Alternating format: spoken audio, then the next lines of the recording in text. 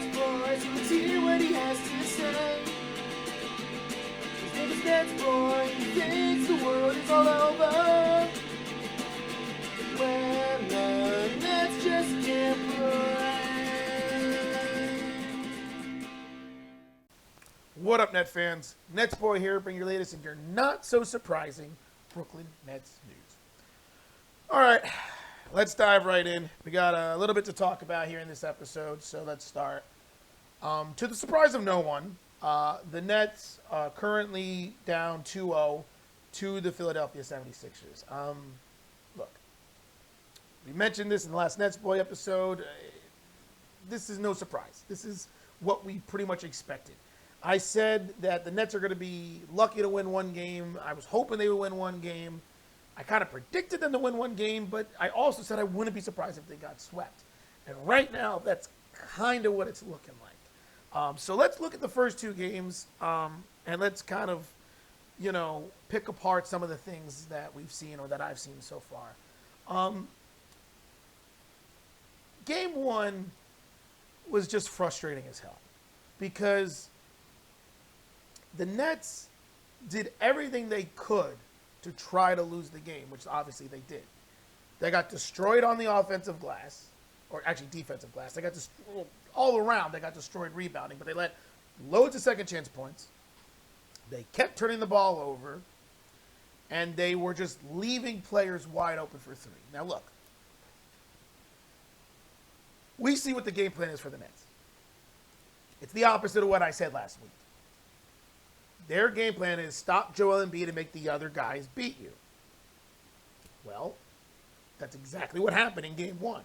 76ers set a playoff high for them in three-pointers made, shot almost 50% from three, record 21 threes in the first half because the Nets were double-teaming Embiid, who was making the right pass and making the right play, kicking out to the open shooters, and they all were making them. So, great strategy, Nets. I mean, the funny part was, for three-quarters of that game, the Nets are in it. Like, even though they were giving up loads of offensive rebounds, turning the ball over, taking dumb shots, and the 76ers making loads of threes, they hung around until, the inevitable scoring drought that the Nets always seem to have. They always go at least through 3 to 5 minutes of just not being able to score. And then once that happened, it was over, and they ended up losing by 20. But the reality was that for three quarters, they were there.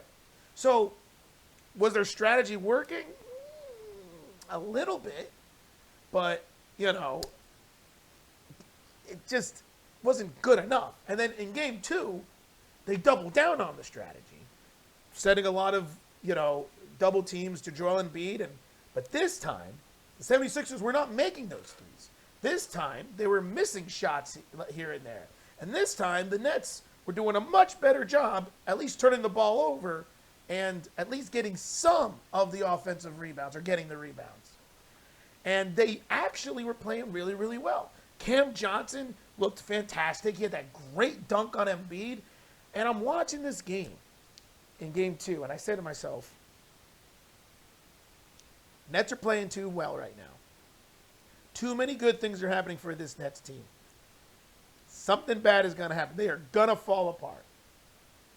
Sure enough, that's exactly what happened in the second half. Doc Rivers switches to this 2-3 zone, completely throws off the Nets' rhythm, completely throws off the Nets' offensive flow. They couldn't make a damn shot.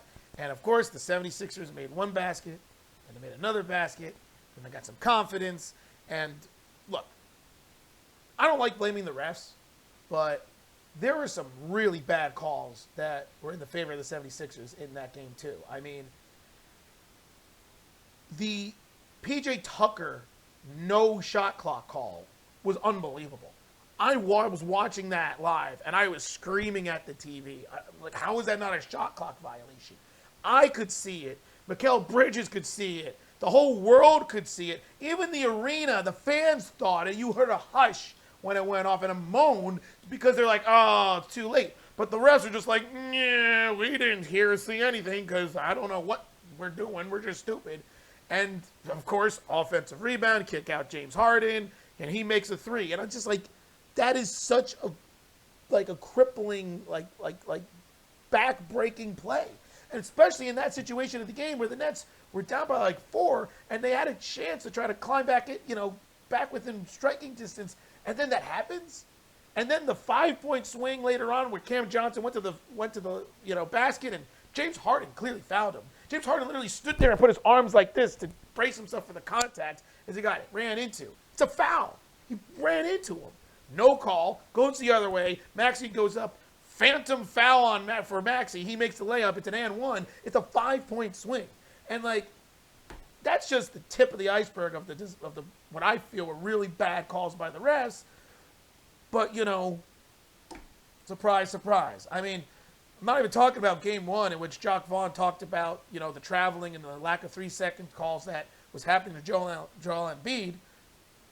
It's just frustrating. And the thing is, it's like, I almost want to say to the refs, and obviously this isn't something that Jock Vaughn would ever say, because it would kind of be like, like not believing in your team, but I would say it. I would say, hey refs, stop helping them, okay? They don't need help. Have you seen their team compared to our team, okay? Do they really need to get these BS calls that go their way right now? Is that really, like if it's a toss-up call, how about you go in our favor, right? Because we're the team that's got 0% chance of actually winning. Just give us a chance. At least if you're unsure, just swallow the whistle. Or if you are sure, just don't be this guy. Don't be this guy. Don't be the guys. Don't be the BS guys that you're being, refs. I mean, this is ridiculous. And there's been some questionable calls on both sides. It's never just one-sided. But it just seemed like every major play that a ref made a poor call was against the Nets. There wasn't a major play that went in the favor of the Nets. It always was in the favor of the 76ers when it was a critical play at a critical time. And it's just ridiculous. So, but that's really not why the Nets lost in Game 2. They lost in Game 2 because their strategy that worked in the first half didn't work in the second half. Kudos to Doc Rivers to going to that zone, threw the Nets off, and the Nets just couldn't go and get into their offensive rhythm. They couldn't push the tempo. They couldn't run the way they wanted to. And the 76ers started getting comfortable, and they started getting in their rhythm. And it was just inevitable that the Nets were going to lose that game. And it's frustrating because Game 2, the Nets were in control. I mean, they were up by as much as 10 at one point. They were up by 7 in the beginning of the third quarter. They held the 76ers to 96 points. If you're going to hold the 76ers to 96 points when you have such a giant mismatch all the time with Joel Embiid and your size, you got to win. But, they did it. Because the reality of the situation has been what I've been saying for a while now. The Nets don't have a true star.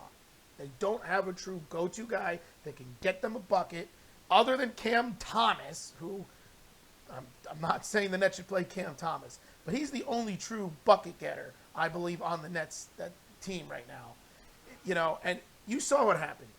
The 76ers focused on Mikal Bridges. Bridges scored 26 points or 24 points in the first half of Game 1, then was held to 6 in the second half. And he was held to a very poor shooting percentage in Game 2 because the defense is focusing on him. Because he's a really good player, great player, all-star caliber player, but he's not good enough to overcompensate when defenses focus on him. But that's part of the reason why Cam Johnson came up and showed up, scoring 22 points in the first half, but then scoring only 4 in the second half. I mean, this is what cannot happen. And other players need to step up.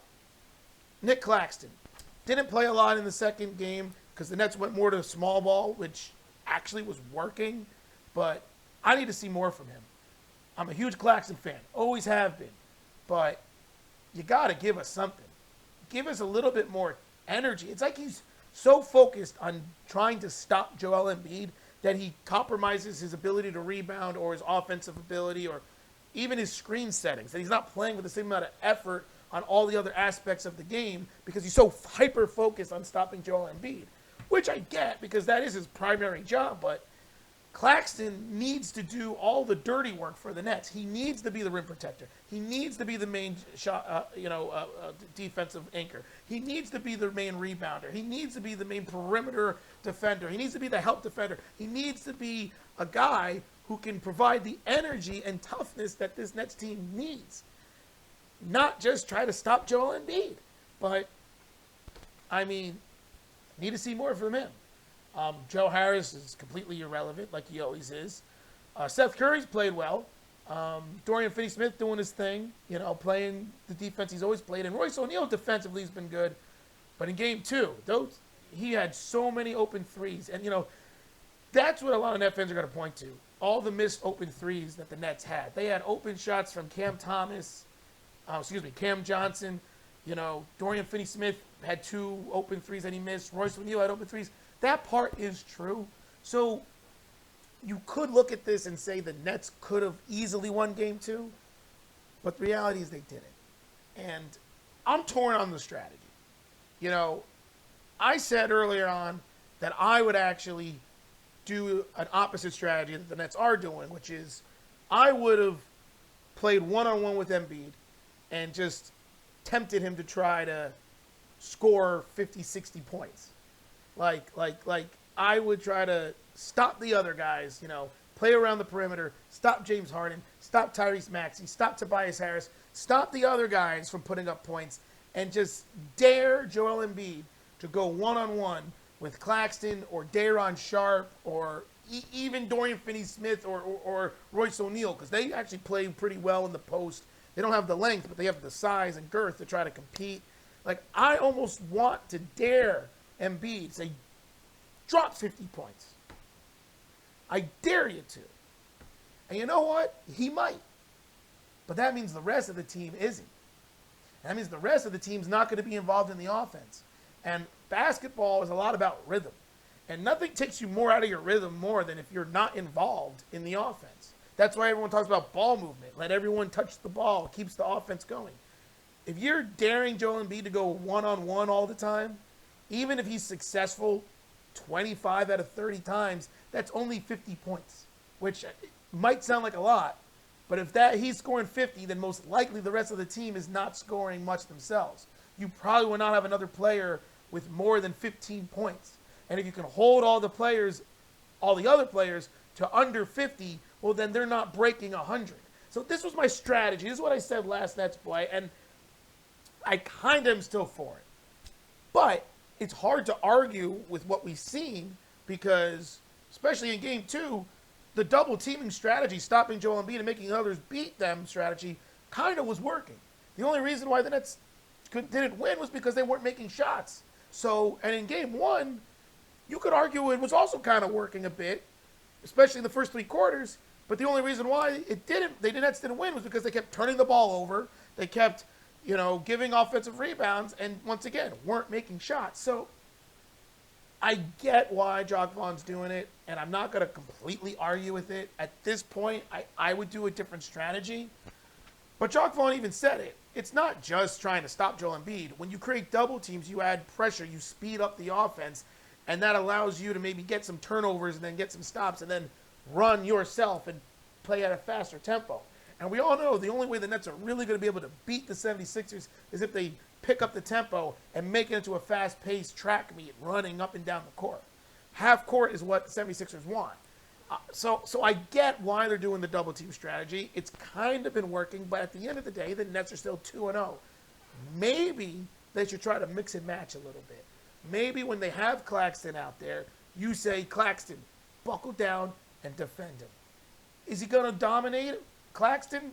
Probably, but he might be able to do enough defensively, Claxton is, to hold him to be 8 for, 12?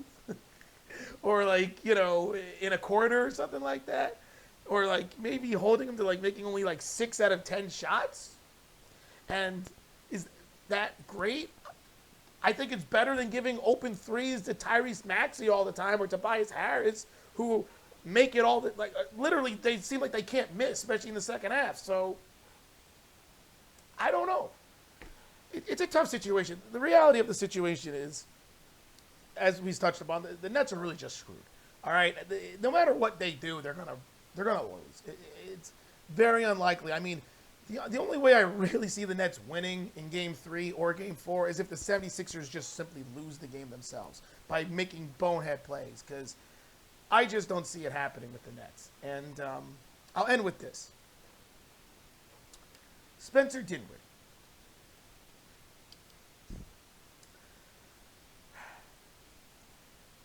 Spencer Dinwiddie is good enough to not suck, but bad enough to not be good.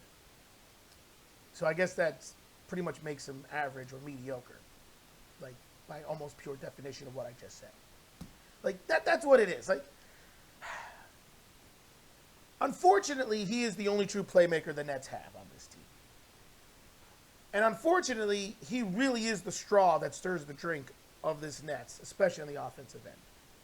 As Dinwiddie goes, the team goes. And we have seen in the last couple games before the playoffs, the team playing well offensively because Dinwiddie was facilitating, making the right reads, and people were playing off of him. Remember, he had that game, he had like 16 assists. He only had like 12 points, he had like 16 assists. That's the Dinwiddie we need. Not the Dinwiddie who's taking step-back threes.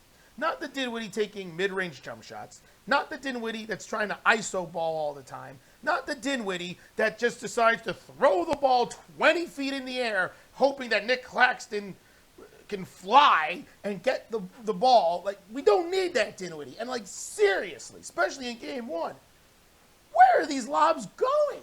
I mean, he just throws the ball in the air. And, like, there's a great line from one of my favorite movies,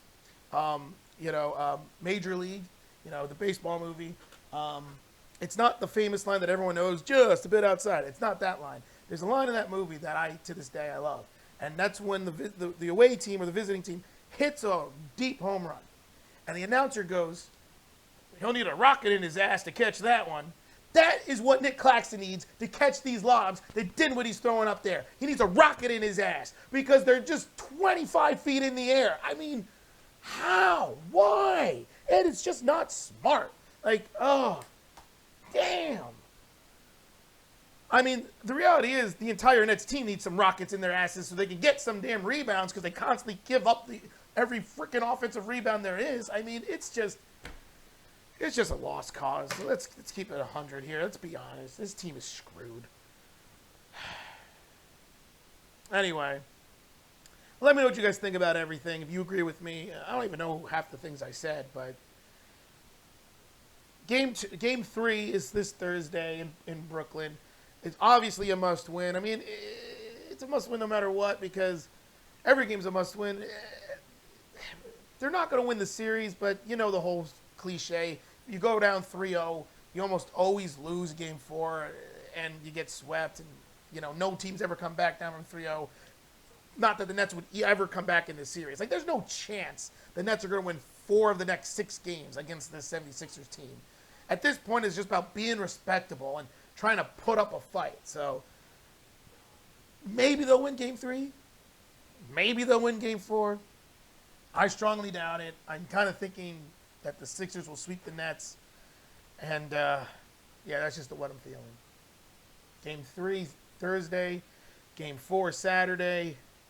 And we'll go from there. So let me know what you guys think about everything. Frustration of this Nets team. And you agree that maybe the Nets should flip their strategy a little bit? I don't know. I'm just spitballing.